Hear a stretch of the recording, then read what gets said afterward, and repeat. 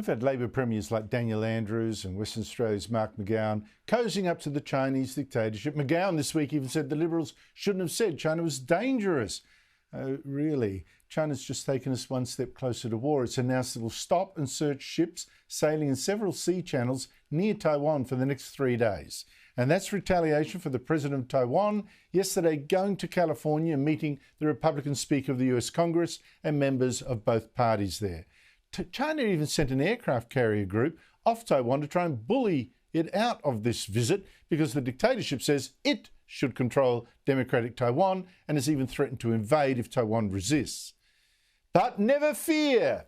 French President Emmanuel Macron is here. Well, in fact, is in China today to save us all. What is it with this guy, though? First, he thought he could talk Russian dictator Vladimir Putin out of invading Ukraine. Only to be humiliated at the big table. And now he's trying to sweet-talk the Chinese dictator into being less aggressive? Well, good luck with that.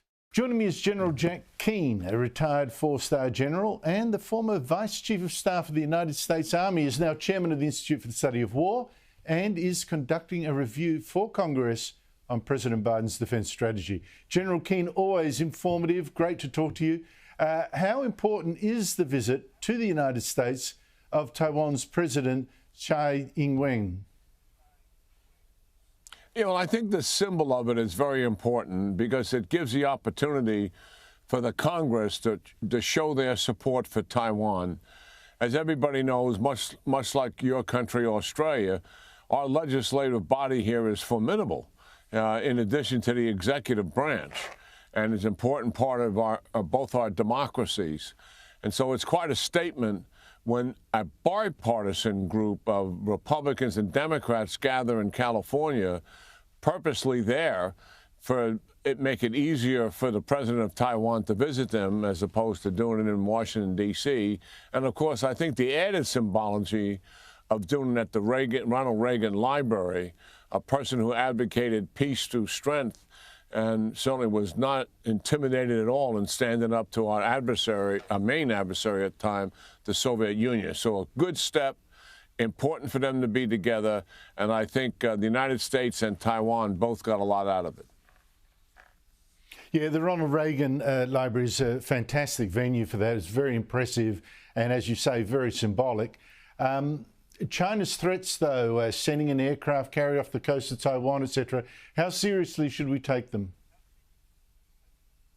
Well, we know they overreact to this. I think that doesn't compare to what they did as a result of the Speaker Pelosi visit. I mean, my sense is that there's no justification for their temper tantrums that they seem to display every time we have somebody of important visit. The Taiwan Relations Act that was done in 1979 as a result of the United States recognizing China but still maintaining relationships with Taiwan was established to maintain stability across the Taiwan Straits between Beijing, Taiwan, and the United States. But it's China that time and time again, and particularly under President Xi, Andrew, who has violated this over and over and over again by flying airplanes and ships into the interdiction zone that Taiwan has.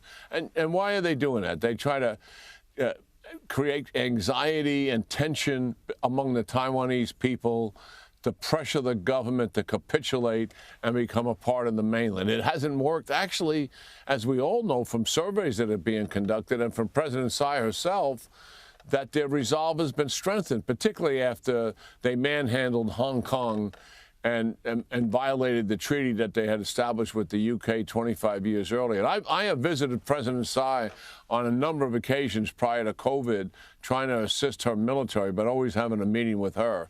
And I found her to be quite remarkable in her steadfastness, Andrew, in standing up against mainland China.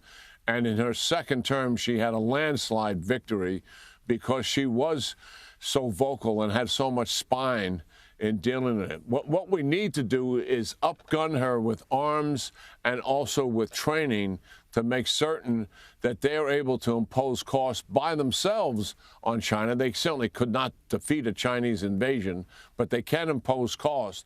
Oh, you're right to praise the president there. I mean, she is very impressive, and An embarrassing contrast with some of our Labor premiers who are sucking up to China and trying to tell us it's no great threat.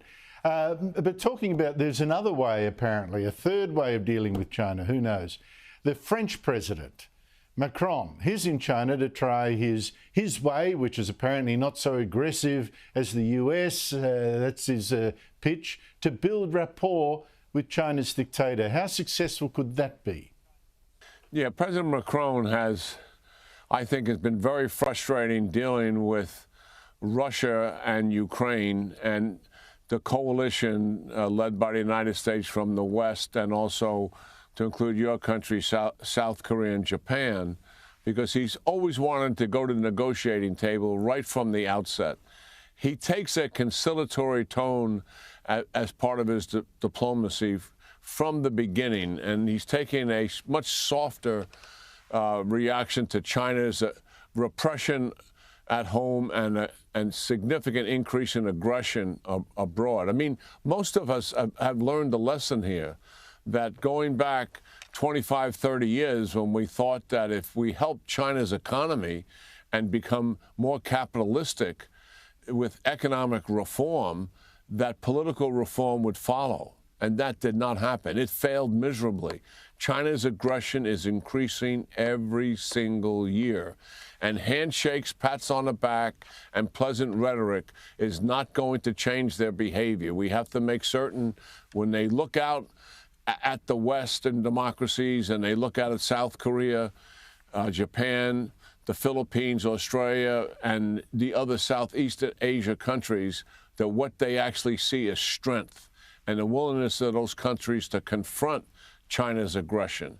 Look, absolutely, but I want to go back to and learn the lessons of history. Here's one that really jumped out at me this week. And to your point, being soft and trusting with dictators rarely works. I think we should have learned the lesson from Hitler, but, you know, on and on it goes. I note now that former US President Bill Clinton has apologised for having persuaded Ukraine to give up its nuclear weapons in 1994 in exchange for a totally worthless promise from Russia that if it did that, Russia would never invade Ukraine. We know now what that word was worth. Here is Bill Clinton. I feel terrible about it because Ukraine is a very important country, and I feel a personal stake because I got them to agree to give up their nuclear weapons, and none of them believe that Russia would have pulled this stunt if Ukraine still had their weapons. What does that admission tell you, General? Well, it tells us what weakness looks like and what the consequences really are.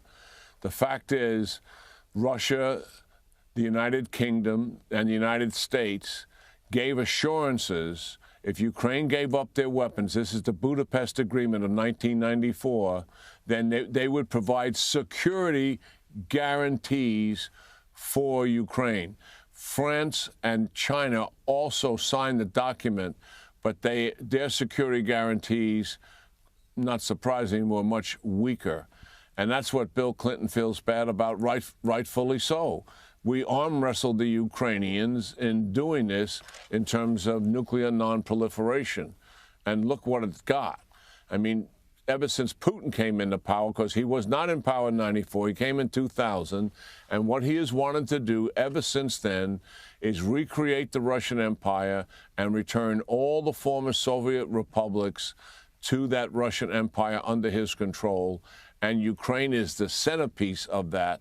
But so are the aligned NATO countries as well, particularly the Baltic states and Poland.